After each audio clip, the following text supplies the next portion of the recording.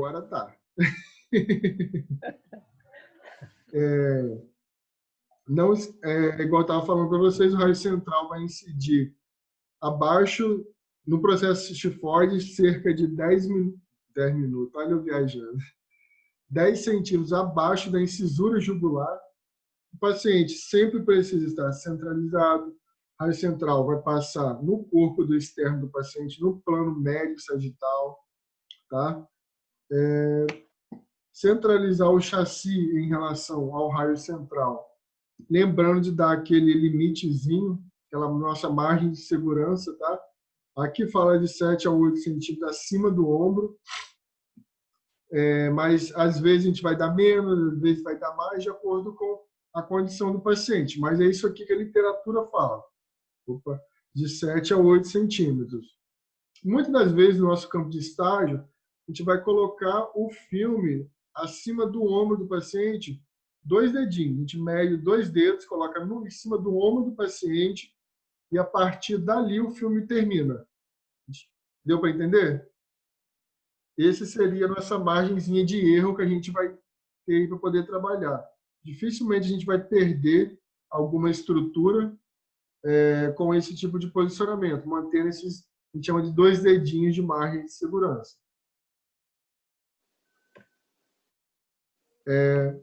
Raio central perpendicular. Aqui o nosso raio central não tem angulação nenhuma. Ele vai incidir no meio do externo, em direção ao chifoide, cerca de 9, 10 centímetros abaixo da incisura jugular. Aqui está falando no meio do externo, mas dificilmente vai pegar no meio do externo do paciente. Não está errado, porém a gente sabe que essa parte finalzinha aqui já é o processo chifoide do paciente. A gente obedece também a distância de 1,80 m. O filme 35 por 43, aqui o filme já vai estar deitado, porque a distância entre os ombros é maior, o paciente já não está sob a ação da gravidade em relação ao ombro. Então, a gente sabe que de um ombro ao outro é maior do que a distância do superior e inferior. Utilizar o book. Os campos pulmonares devem ser totalmente visualizados, ou seja, a gente vai ver toda a estrutura pulmonar do paciente, porém a gente vai ter uma ênfase nos ápices e nas clavículas, que é a nossa intenção. Ou seja, a gente vai radiografar todo o pulmão do paciente. Porém, o interesse é os ápices do paciente. Como saber se o nosso exame foi feito correto, se o posicionamento está correto? A gente vai olhar a distância da clavícula do processo espinhoso, tem que estar mais ou menos igual, uma e outra, e as clavículas elas devem ser projetadas para cima, fora do campo pulmonar. Essa é a intenção do posicionamento. E dessa forma a gente consegue visualizar a partezinha superior do pulmão. Um exame bem simples, parece difícil, mas não é, bem simples. E não é um exame que a gente pega no nosso dia a dia. É bem raro, porém vocês precisam conhecer. Caso algum dia chegue um pedido, vocês vão saber fazer. Não vão? Isso aí. Essa daqui é a nossa imagem gerada. Deixa eu te fazer uma pergunta, professor. Sim. Fazer uma pergunta, porque às vezes é o slide anterior, por favor. O slide anterior, esse aí, no caso do paciente, às vezes a gente pode esquecer alguns detalhes ali para tentar abrir mais o tórax do paciente para o raio-x. Aí eu olhando isso aqui, eu vejo que o raio central está perpendicular ao receptor de imagem. Mas se ele tivesse na posição normal, sem ação, eu poderia também inclinar, fazer uma incidência do raio oblíqua ou caudal. Ele na posição normal, sem estar inclinado, se eu fizesse uma incidência caudal ou oblíqua, se assim eu posso dizer, eu entendi o que você quis dizer. O seu áudio está cortando um pouquinho, mas eu entendi o que você quis dizer. Só que é mais fácil a gente sempre aplicar uma certa distância do quadril do paciente em relação à estativa do que a angulação do raio. Muitas das vezes, essa distância aqui bate para todo paciente. Agora, a angulação do raio já não vai ser a mesma forma, porque, querendo ou não, quando o paciente encosta na estativa, alguns têm uma certa cifose. E se ele tiver certa cifose, a gente vai precisar inclinar mais ainda o raio, entende? Aí, dessa forma, mesmo o paciente tendo uma certa cifose, a gente afastando o quadril dele, fica meio que padrão para todo mundo, fica mais fácil o nosso trabalho. Vocês vão ver aí na questão de posicionamento que a gente tem muita angulação de raio central. Então, quanto menos a gente tiver, melhor. Essa é uma incidência que foi padronizada assim, foi documentada desse jeito, então a gente acaba seguindo, porque é a melhor forma. Realmente dá para fazer do jeito que você falou. Caso a gente tenha algum problema com o paciente, vamos supor, o paciente não consegue ficar na posição, a gente pode angular um pouquinho na intenção de jogar a clavícula do paciente para fora da área pulmonar. Porém, não é o ideal. Tá? O ideal é fazer igual manda a literatura. Esse tipo de exame dificilmente a gente vai fazer, sabe? Com os avanços da radiologia, é muito mais fácil o médico ver no raio-x a tuberculose, e hoje em dia as imagens estão muito sensíveis, dá para ver super de boa, ou pedir uma tomografia, que não vai ter dúvida nenhuma. Mesmo essa imagem aqui, o médico radiologista pode ficar com dúvida de alguma coisa nos ápices do paciente. Já uma tomografia ou demais, não, vai pegar tudo tranquilo.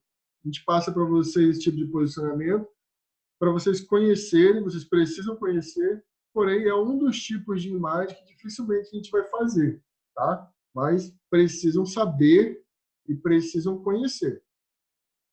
Parâmetro aqui de qualidade. Respondida a sua dúvida? Beleza. Nessa imagem, como o paciente tem esse posicionamento que ele afasta o quadril da estativa, as costelas vão ficar totalmente horizontais, diferente do nosso PA de tórax. As clavículas vão ser projetadas para cima dos ápices pulmonares, que é justamente a nossa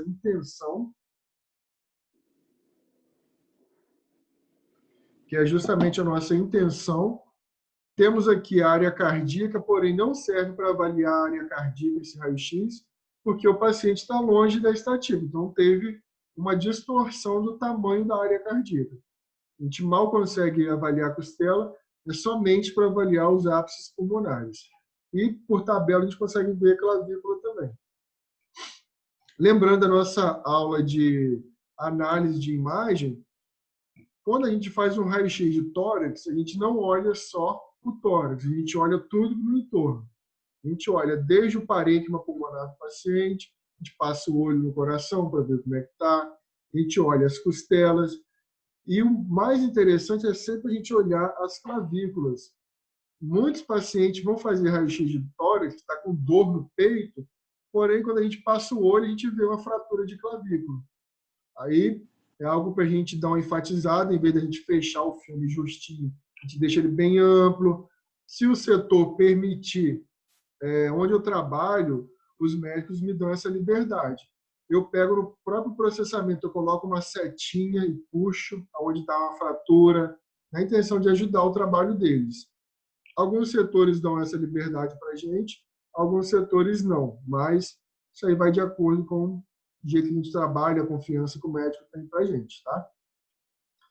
Então, pessoal, alguma dúvida? Alguma coisa? Querem perguntar alguma coisa sobre a nossa profissão, sobre a aula? Não? Só uma dúvida. Pode falar. Tinha falado na reunião que de repente haveriam aulas na sexta-feira. Alguém sabe dizer, ou você sabe dizer se vai ter ou se não está liberado? Então, não é a escola que define isso, é o governo, né? Uhum. Eu não tenho certeza, mas pelo que eu tenho acompanhado no noticiário, o governo está para liberar as aulas de modo semipresencial e parte presencial no próximo mês. Não tenho certeza, não é algo oficial, é o que eu estou vendo que está em andamento por aí, sabe?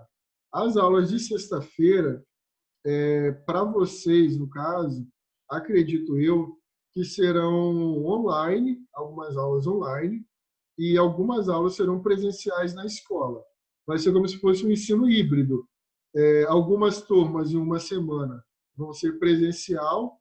Por exemplo, a turma de vocês, segunda, quarta e quinta presencial, na outra semana, terça e quarta presencial e assim por diante. Mas isso vai ser... tinha falado isso. Só que aí parece que ia ter uma aula na sexta, só que não teve, né? Então, é justamente isso.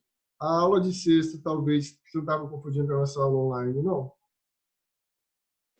Você não estava confundindo a aula de sexta com a nossa aula online? Ou seria a aula no apogeu que você está falando? Não, no apogeu.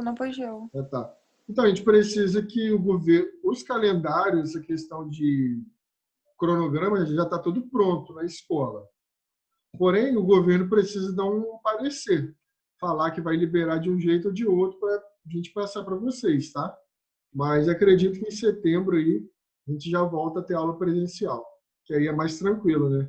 Você vai ficar estudando no computador, é muito chato. Não aguentamos mais. A gente também não aguenta mais montar a aula aqui no computador, é muito chato. A gente precisa de aula prática, meu Deus. Sinceramente, eu acho que a nossa turma vai ser muito prejudicada. Está todo mundo prejudicado, né? Porque parou tudo, parou para todo mundo, para a gente também. A gente que trabalha nos hospitais está tudo sobrecarregado, mas acredito que em setembro a gente já volta presencial. Acredito, não tenho certeza. Outubro, novembro já vai estar mais de boa. Tá bom? Mais alguma dúvida? Não. Então tá bom. Pessoal, vou deixar a aula gravada, tá? Vou postar amanhã, porque estou com fome, preciso comer alguma coisa. E obrigado pela atenção. Eu vou anotar o nome de vocês. De acordo com a participação, vai rolar um pontinho extra aí no final do semestre, tá bom? 2 pontos. Vamos tentar. Até mais. Estudem, Boa noite. Boa noite. Estudem, peguem o material, leiam. Qualquer dúvida, vocês podem mandar lá na plataforma que eu respondo vocês durante a semana. Final de semana eu não consigo, que geralmente estou de plantão. Mas se eu tiver acesso à internet, eu respondo vocês também, tá bom?